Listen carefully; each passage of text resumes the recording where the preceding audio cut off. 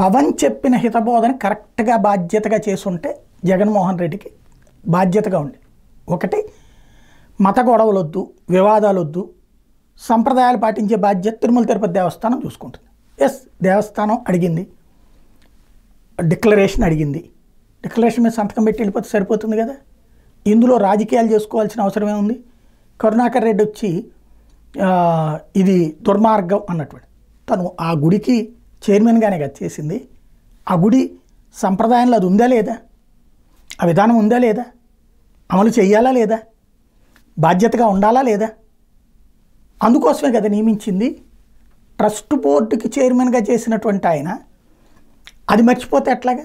Right, అంతకుముందు 60 సార్లు వచ్చారు, 10 సార్లు వచ్చారు, కరెక్ట్. ఆ టైంలోనే చేయించుంటే అసలు వాళ్ళు వచ్చేది కాదు కదా.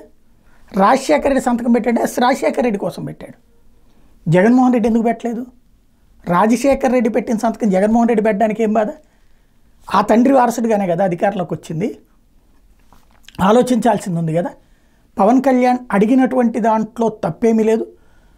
ఆ ఆలయ అధికారులే చూడాలి. పవన్ కళ్యాణ్ ఆ మొక్కే చెప్తున్నారు, ఏది లడ్డూలకు సంబంధించి నూనె నెయ్యిది కానీ అదంతా కూడా ట్రస్ట్ బోర్డుదే బాధ్యత అని పదే పదే గుర్తు చేస్తున్నారు. ఎస్, ఏమైపోయింది? ఈవో ఏమైపోయారు?